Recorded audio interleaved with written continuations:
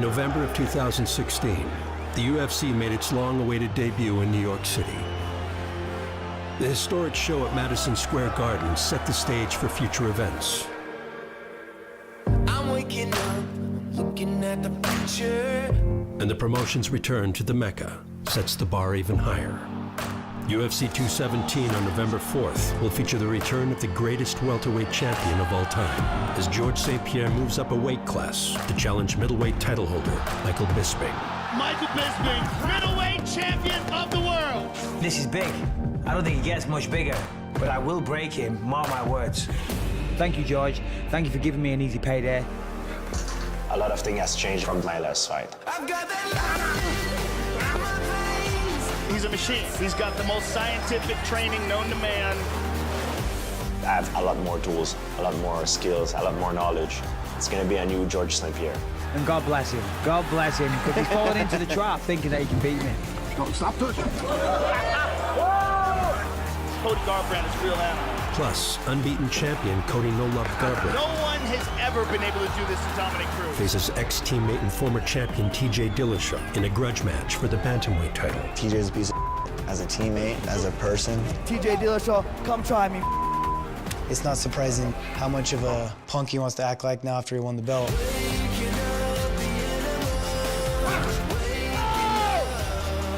I'm the best in the world, and I'm going to go out there and prove it.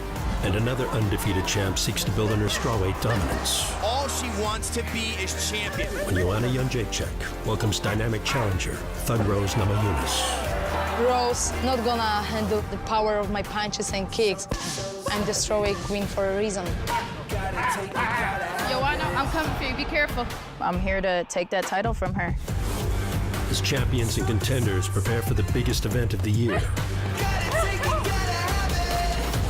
First, get ready for UFC 217. Countdown. Montreal has always been home to Canada's greatest MMA fighter, who is also ubiquitously regarded as the greatest welterweight champion of all time. As George St. Pierre's 4-year absence from the sport comes to an end, he prepares within the confines of his new private training facility. A long journey to the top brought him such luxuries. One that began as a young teenager. When he first laid eyes on the sport, he would soon conquer.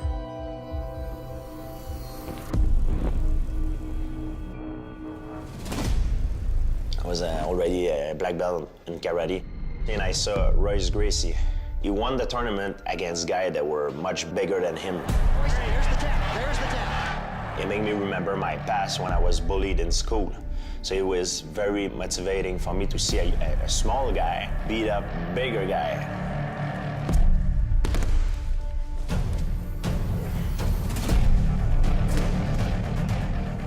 I became interested in training in jiu-jitsu and becoming a mixed martial art fighter. This man is a wrestling and Brazilian jiu-jitsu fighting expert. Fighting out of Montreal, Quebec, Canada, please welcome George Rush St. Pierre! GSP's UFC debut at 22 years of age. What a great debut! Congratulations, George St. Pierre! Marked the beginning of one of the greatest campaigns in MMA history. That is, without a doubt, the top contender at 170 pounds. He took the UFC by storm. Tonight, the future has become the present! And twice captured the undisputed welterweight title. He's getting better. That's the scary thing. Not only is he one of the best pound-for-pound fighters in the world and the dominant welterweight champion, he improves every time we see him. He dominated contenders. In a lot of ways, he is the perfect fighting machine. But began to realize that capturing the belt was much easier than constantly defending it. Every time I was fighting a guy and I was beating him, I knew right away was another guy in line waiting for me. We're reminded once again how good a striker St. Pierre is. Everybody's dissecting all the little piece of the puzzle on you. It is going to be so hard for anyone in this division to stop this. They've been studying you much longer than you have been studying them. With each title defense, pressure and expectations escalated, and GSP began to show signs of being human. Sometimes your mind is not there. If your mind is not there, you can't perform as well. Carlos all over him, but George again utilized his wrestling, turned the tide. It wasn't the destructive finish that George would like. Although he defended the belt 9 times in a row, the margin of victory became smaller with each outing, and St. Pierre decided to step away from the sport as champion. I have a bunch of stuff in my life happening. I need to hang up my gloves for a little bit. Are you retiring right now? Is that what you're saying? I have to go away for a little bit at least.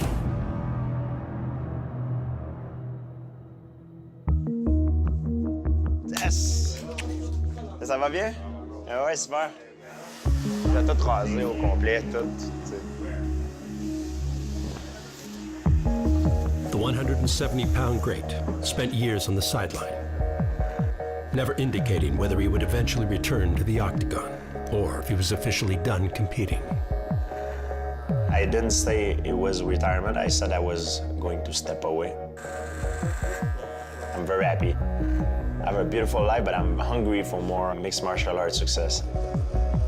I believe strongly that people haven't seen the best out of me yet. I'm gonna hurt him real bad. Make him quit. I'm taking a big risk going back, but the risk is worth it because I'm fighting Michael Bisping for the middleweight title. Muchas gracias. Hasta luego. À la prochaine. Merci les gars, merci encore. I'm not gonna be the old GSP. I'm a better version than I was when I used to compete, and I'm gonna prove it to everyone. I'm gonna do the biggest fight as possible, and I want to make No one gives history. No one gives George. George, listen, while you were away, I was man enough to still be fighting those guys. The sport is a different place. Game over. George St. Pierre's return to the octagon will come against the winningest fighter the UFC has ever seen. Reigning middleweight champion Michael Bisping has done it all. He won the Ultimate Fighter as an undefeated light heavyweight before making his 185-pound debut the same night St. Pierre captured the welterweight title for the second time. Just teeing away is Michael Bisping. Down he goes. While GSP ruled at 170, the brash Brit fought a long line of emerging middleweights. King took a knee. Tang's in trouble. It's all over. Tremendous performance from Michael Bisping. Bisping with a head kick kick. that rocked him. Michael Bisping. Again with a right hand that lands. Nobody stepped into the octagon more times than me, and nobody's won more times than me. Bisping's going off on him.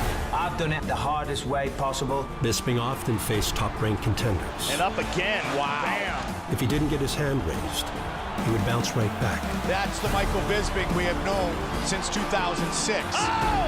Oh, nice right hand by Bisping. And it all paid off in 2016. Line him up! I'll take him out, that's a fact. Which began with a main event bout in London against the greatest middleweight champion of all time. It is now or never for the perennial contender. Oh, and again with the tongue. Anderson goes down for a second. Good uppercut from Michael Bisping. I beat Anderson Silva. Michael Bisping is not giving Anderson Silva an inch here. What Michael Bisping has done is just keep on trucking. And then I took a fight on 2 weeks' notice. Michael Bisping will now challenge for the UFC middleweight championship of the world. Knocking out Luke Rockhold. That was amazing. Oh, he heard him. He heard him bad. He heard him bad. And again, Probably the high point of my career. Michael Bisping is the new UFC middleweight champion of the world. But I say probably because it may have been surpassed by my next fight, defending the belt in Manchester. The first British UFC champion looking to defend here in his hometown. Yeah. Oh, man. Bisping's first order of business as champion was to avenge his loss to rival Dan Henderson. A rematch over 7 years in the making. On home soil in the UK, where he's never been defeated. Oh my! The right hand again! Both of these men have an incredible ability to recover. Like starting to find his rhythm. Over the top. Nicely done. That rocked him. Again, Henderson backing up.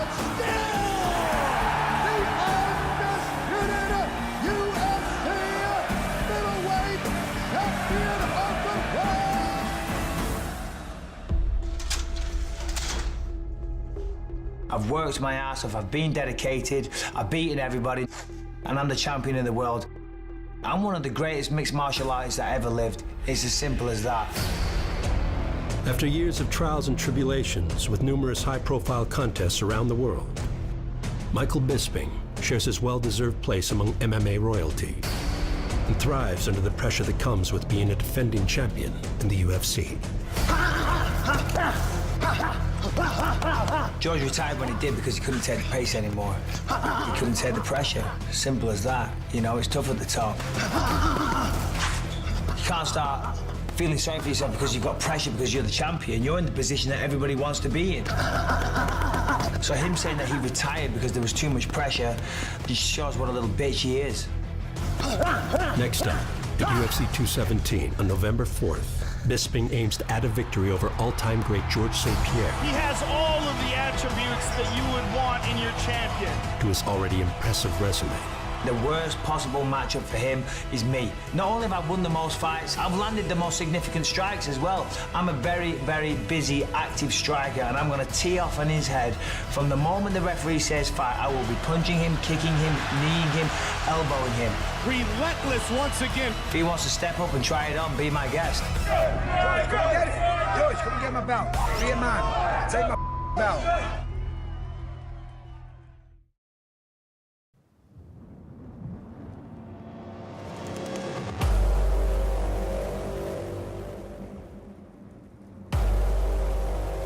TriStar in Montreal has long been the premier training destination for Canada's top fighters.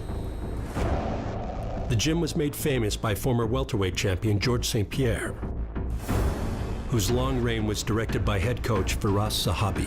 Try to turn your head where you're gonna fall. Nice.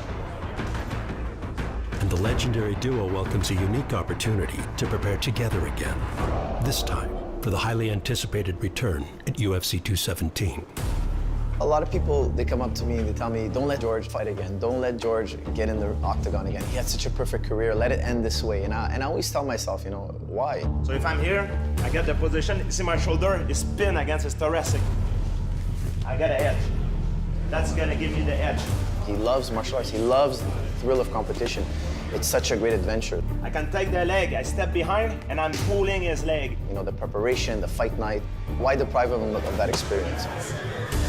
The battling for years against the very best grew tiresome for GSP, and his thirst for competition needed to be rediscovered as he continued training while away. George had the world record for most hours spent in the octagon. After you spend 5 hours of competition time in the octagon, that means you've spent thousands of hours preparing. It's a grueling aspect of his physical training, prepping for a fight. 4 years was off.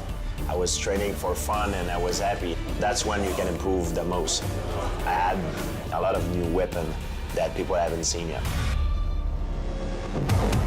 With a newfound love for fight camp, St. Pierre enters his bout on November 4th in another less familiar position, the challenger to a UFC title. This fight with Michael Bisping will be a joy, because I'm not the champion now.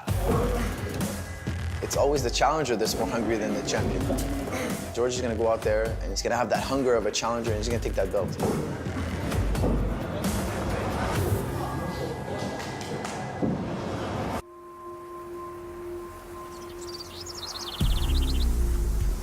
Middleweight champion Michael Bisping shares GSP's wealth of experience preparing for big fights.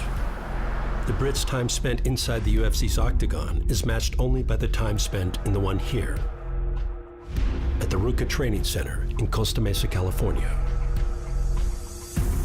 If there is anything that the veteran fighter has learned during his career, is that practice makes perfect.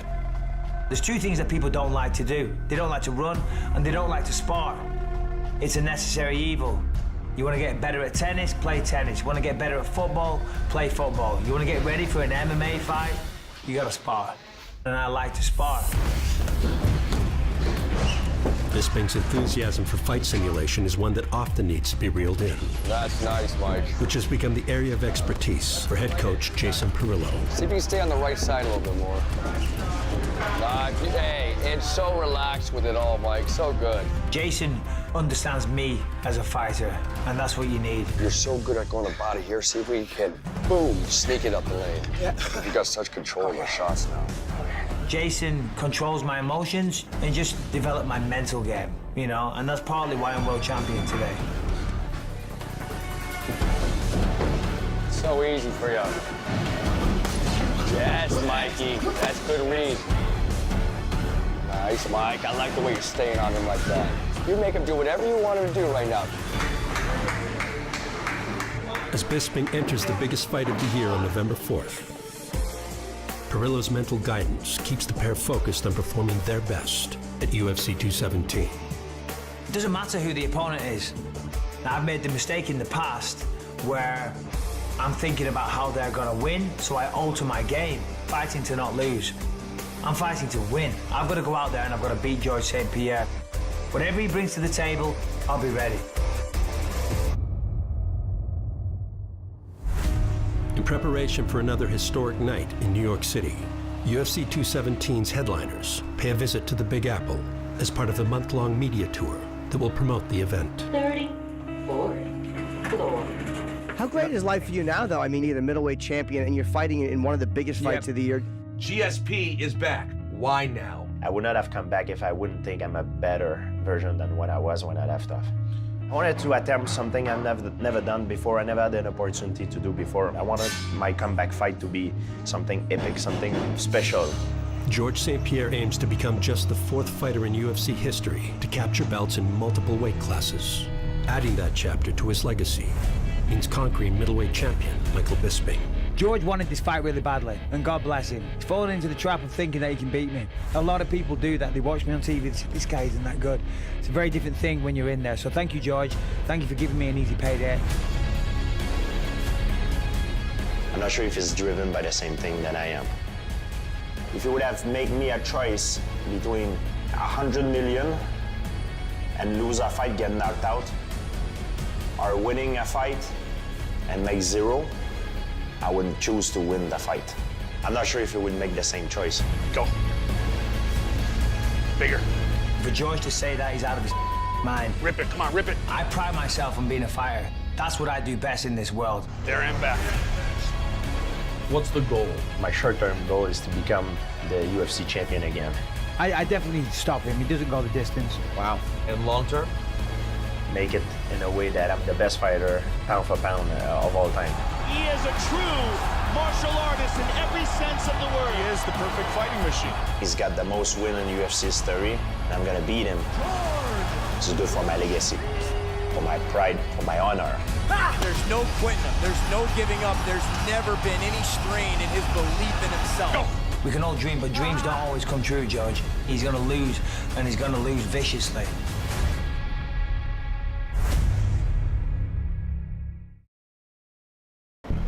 UFC 217's co-main event features a grudge match between ex-teammates turned bitter rivals, whose bad blood boiled over while filming The Ultimate Fighter in February of this year.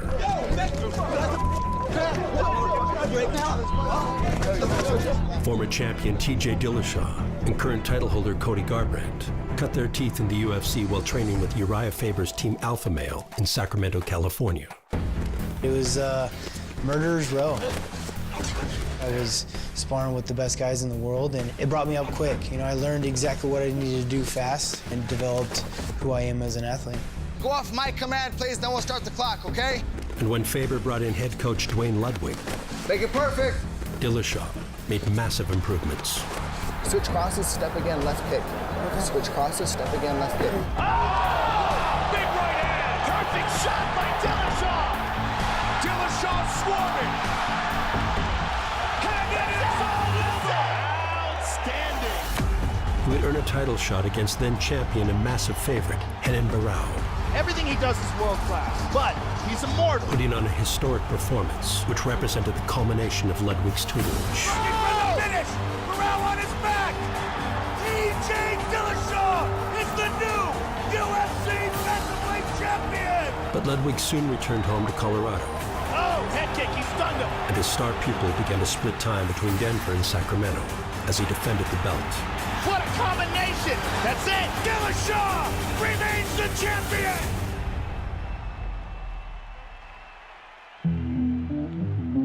Before his third fight as champion, the separation became permanent and bitter. Sat down with Uriah, told him that I was going to do my full camp in Colorado, and he wasn't having it.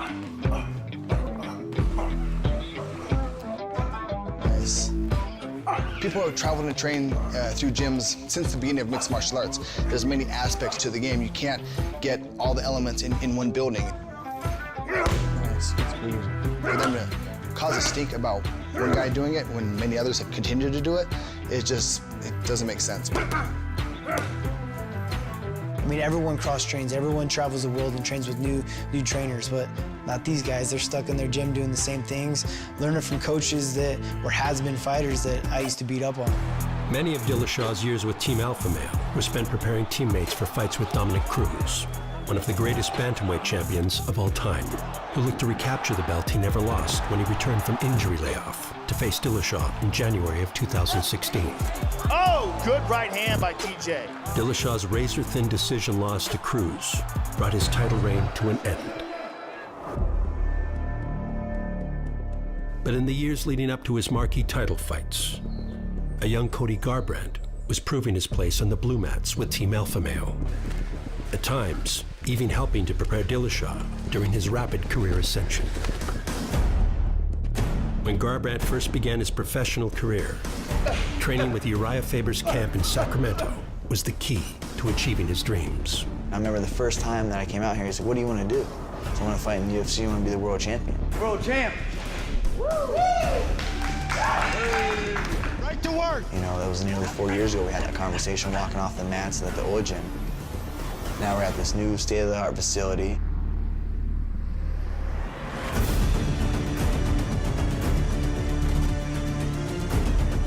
The last facility was 8,500 square feet. This one's 21,000 square feet. We've got everything here. You know, a locker room for the team. We've got the back area that's outside. We've got a massive mural on the outside, which is incredible. Small steps, both directions. Get your arms nice and loose. Facing forward. It's gonna be a spot that people come from around the globe to check out. I'm going right over the top. Here. Now I just sit under and stay tall. I don't want to fall back. Switch hands. Let his head fall out. Let's give it a shot. 1, 2, 3. You see a lot of guys that come into this gym and take a bunch of different paths. And Cody's path has been right to the top. Nice. Cody No Love Garbrandt is a member of Team Alpha Male, set to fight in the octagon for the first time. And this young man has a tremendous amount of potential. So far, looking very smooth and composed in his UFC debut. Oh, that's it, that's it. Cody Garbrandt is a real animal. Uriah and TJ love it. Members of Team Alpha Male call Cody Garbrandt the next UFC champion. Oh my! Great connections by Garbrandt. This guy is one of the most exciting prospects, if not the most, in this division. I'm going to make it all the way to the top. I'm not stopping until I get gold and bring it back to our hometown. Brazil's next truly elite fighter and potentially champion, 21-0, Thomas Almeida. Man, Almeida's getting diced up right now. He's hurt. With 3 consecutive first-round knockouts in 2016, 48 seconds is all it took. Garbrandt earned his title shot in the year-end pay-per-view against longtime Alpha Male rival Dominic Cruz, who still held the belt he captured from TJ Dillashaw at the beginning of his own impressive 12-month campaign. It is UFC 207. Before their co-main event showcase, Dillashaw fought heavy-handed Brazilian contender John Lineker, a dangerous fight for a place in the title picture. I mean, TJ is continuing to get better. Look at that. It's almost like they're on 2 different speeds, and he's just beating him up on the ground. He went for a slashing elbow there. Boy, it's a dominant performance by TJ. I don't care who it is. I want my belt. Dominic Cruz, Cody Garbrandt. Bantamweight title on the line. With Dillashaw and the rest of the world watching, Garbrandt took center stage against the elusive style of champion Dominic Cruz. A lot of questions being answered by Cody. Against the man who's never lost at 135. He stunned him again. A method of fighting unsolved by the 5 Alpha Male members to precede him in title shots against the Dominator. Oh, he tagged him. He tagged him with the right hand. What head movement by Cody. Beautiful head movement. And he is talking trash to Dominic and laughing at him. Cody has shown ridiculous speed and precision. Oh! Dominic's in big trouble. He's done! He's done! No one has ever been able to do this to Dominic Cruz. It was very rewarding to be able to finally end that chapter with Dominic Cruz for myself, but also for my team. You know, he's one of the best in the world, and now I'm the best in the world, so anyone can come get it. TJ Dillashaw, come try me.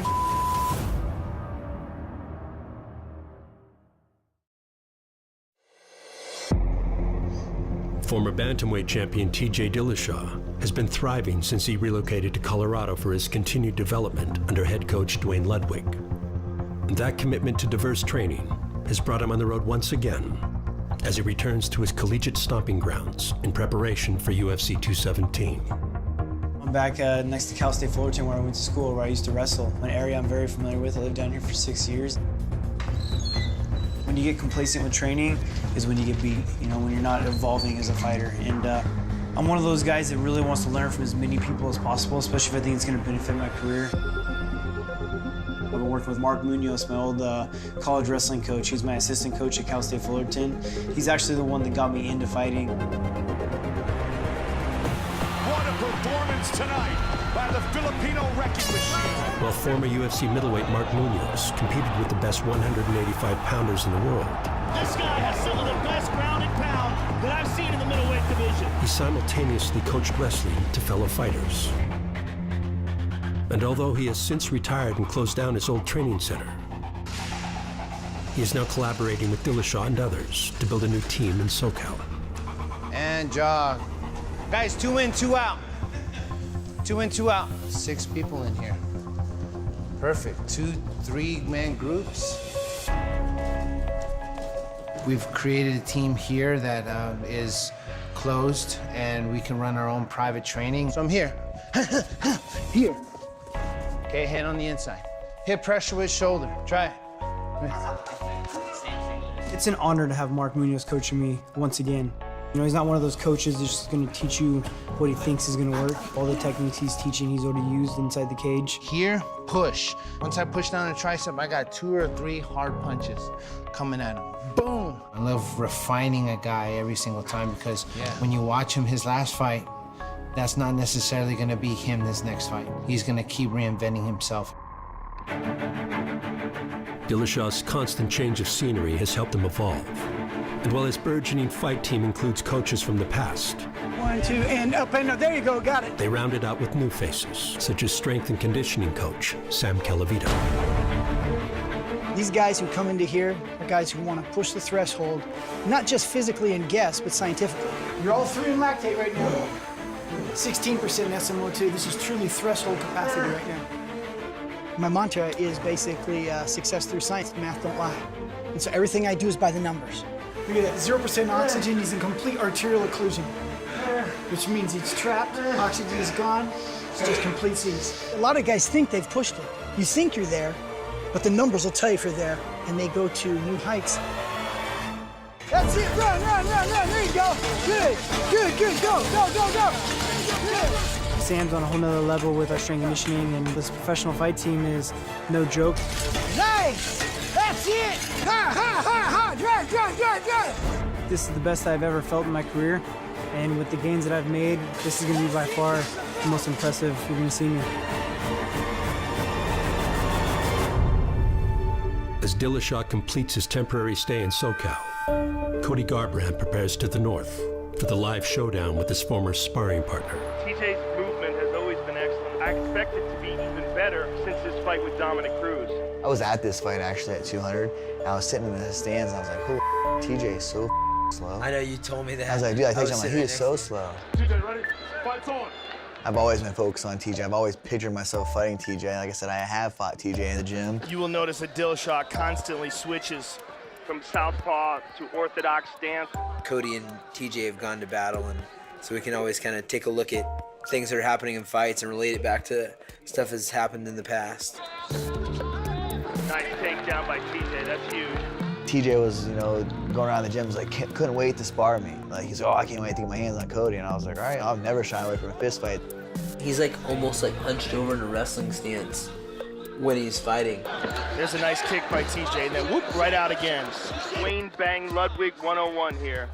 I had a couple different occasions where he came to me and he said, hey, if TJ keeps getting cheap like that, I swear I'm gonna drop these gloves and I'm gonna knock his out. That happens on occasion in the fight game. They're iron sharpening iron. They're kicking the crap out of each other. Good right hand there by Sun Tzu. On November 4th, it's not gonna be any different. I'm gonna leave it all in there. I'm gonna go for broke, go for the knockout, go for the finish, and just ending this chapter, moving on. Yeah.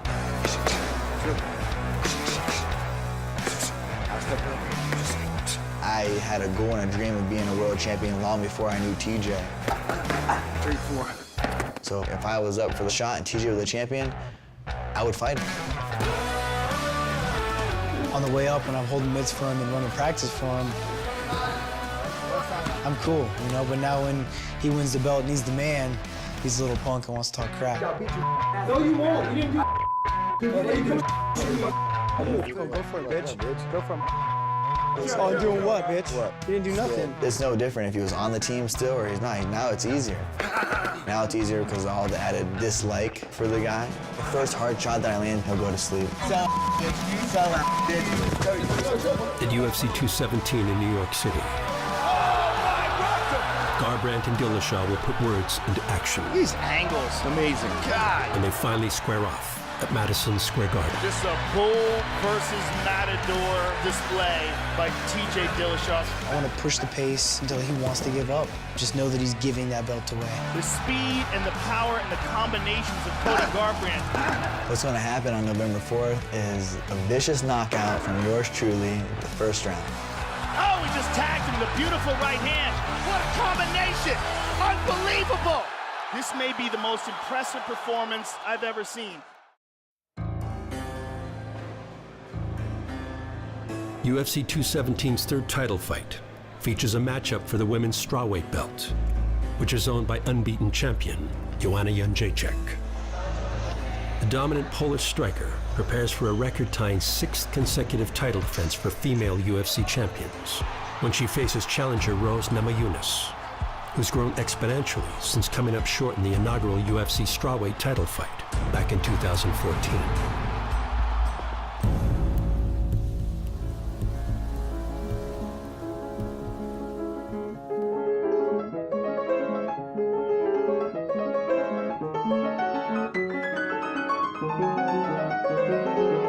I knew so many things that I did wrong. I took quite a bit of time off. Obviously, I was training and slowly getting back into it, but I needed some time to just decompress and just some time to grow up.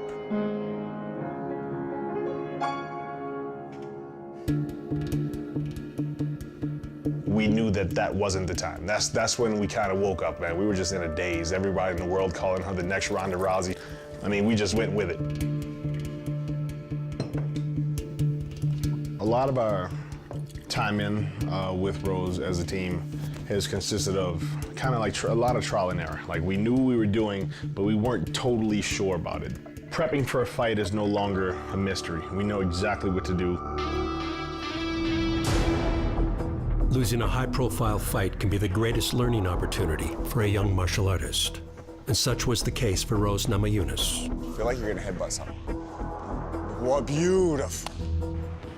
Who, along with coach Trevor Whitman, looks to return to her roots on this next run to the title. So back to your normal shadow boxing, they add that into it? We reset everything. We took away all the flash and we're working on that foundation. Sometimes when we go straight, we kind of keep that forward motion. Well, I always almost want to see like you're taking an angle towards your target. There you go. Boom. Yes. Boom, love it. Boom, good. Let's do it again. The position, the jabs, knowing range, everything. Boom, go. Boom, take a break. Awesome job. To me, it's all about positional and balance. If you're positioned, you're not gonna get hit. She's like a #1 draft pick. You know, that's kind of how we looked at it. She's 21 years old, fought for the title at 22. Her first UFC fight was a title fight. Set, bang, love it, again. It's been a non-stop effort to get back to the title. Come up higher than this and then drop under. Oh, beautiful. Yeah. And her last few performances, her growth has been so much that you can clearly see the difference. Pre-fight, Joe Rose said her grappling is better than ever. Let's see if she can lock it in. Oh, Angela's in big trouble. She's out. She's out. It is all over! The experience of fighting for a UFC title last December, all paying dividends here in the early going. There it is! So Rose Namajunas finishes the job. Rose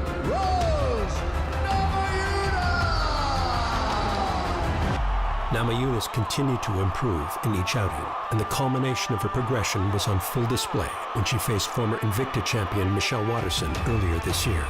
Nice right hand by Waterson. Oh! Namajunas with a huge head kick. Waterson trying so hard to stay in this fight. Fight to him, there's the tap. God! Rose Namajunas with arguably the biggest win of her life. I feel like I can go all the way to the belt and hold it for a while. So, Joanna, I'm coming for you. Be careful. Namajunas' well-deserved title shot comes 3 years after falling to former champion Carla Esparza. When Esparza entered her first title defense in Dallas, she did so as the betting favorite, pitting her proven wrestling offense against a lesser-known kickboxer.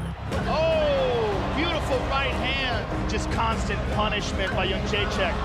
They can stop this fight. It's starting to get ugly.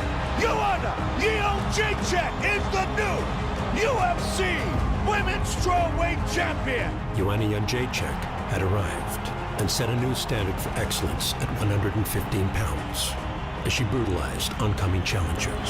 So tense and so focused, so driven and so ferocious inside the octagon.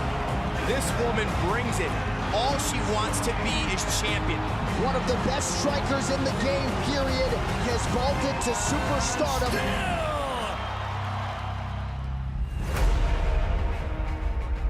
Entering her fourth title defense at the UFC's debut in New York City 1 year ago, Jędrzejczyk would make an unexpected stateside relocation and finish her training camp with American Top Team. I mean, she was an undefeated world champion and then still realized that she could be better and change gyms and change coaches and wanted to push herself that much harder. I'm tired. In a classic Jędrzejczyk performance, she battered her Polish rival for 5 rounds. Beautiful combination. Joanna's just sharper, more effective. This is starting to run away. Still! The champion immediately returned to South Florida to continue advancing her skill set. Since I moved to ATT, I feel like everything is on point. I learn new things every day. The program is amazing. There's so many great fighters, so many great coaches. Pick up time, don't rush, very good. You can't come here and not get good. I wanna be better fighter, better champion with every fight. And I proved that in my last fight with Jessica Andrade in Dallas. Ah, yes, the MMA leader has returned to Big D.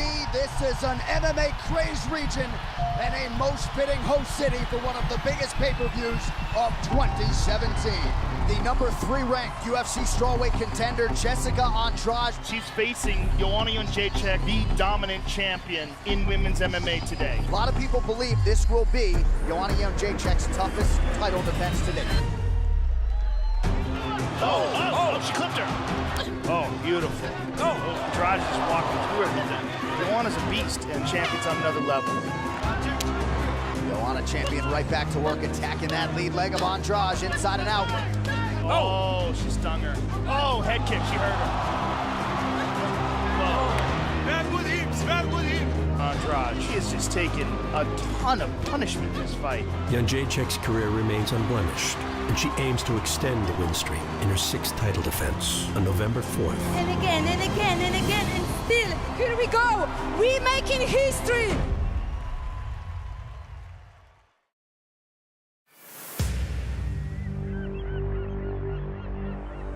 UFC strawweight champion Joanna Jędrzejczyk has fully embraced the extravagance of South Florida. While training camp for UFC 217 is in high gear, she isn't afraid to break up the monotony and let loose. I'm a very active person and jet ski is definitely my thing. I used to do jet ski when I was training in Thailand, so good memories with that.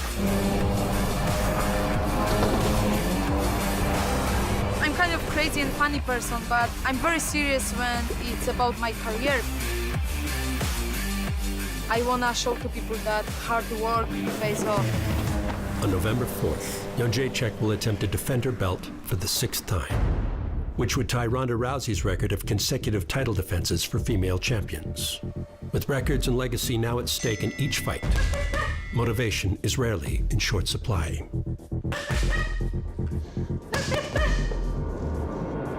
You would think a lot of fighters wouldn't be as hungry as she is, but she's as self-motivated as they come.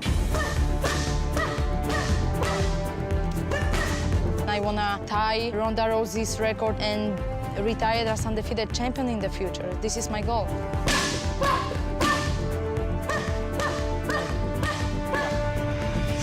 She's working harder than before. She pushed herself more than before.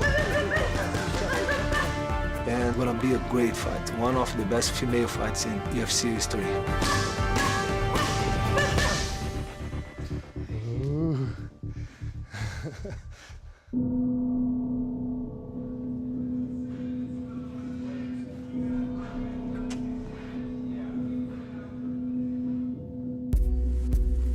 Strawweight title challenger Rose Namajunas continues training camp for UFC 217 in Denver, Colorado, with her private team of coaches, which includes fiancé and former UFC heavyweight Pat Barry. And that is it, Pat Barry making a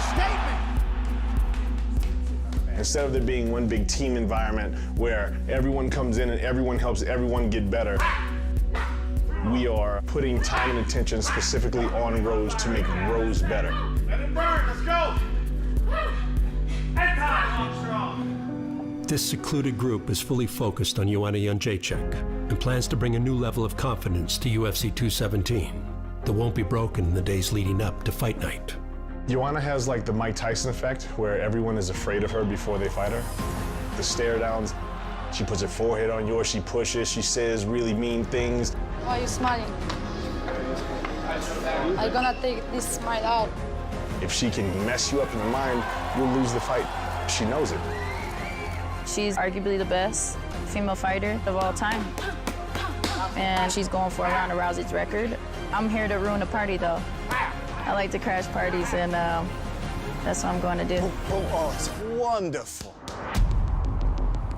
As UFC 217 approaches, the magnitude of this year's biggest event sets in, and the stars who will top the historic main card are all together for the first time. You say, why would you come back? Why would I not come back? You know, I have a chance to fight for the world title against Michael Bisping. Yeah, it's amazing. You know, Madison Square Garden is a legendary arena. It doesn't really get any bigger than that.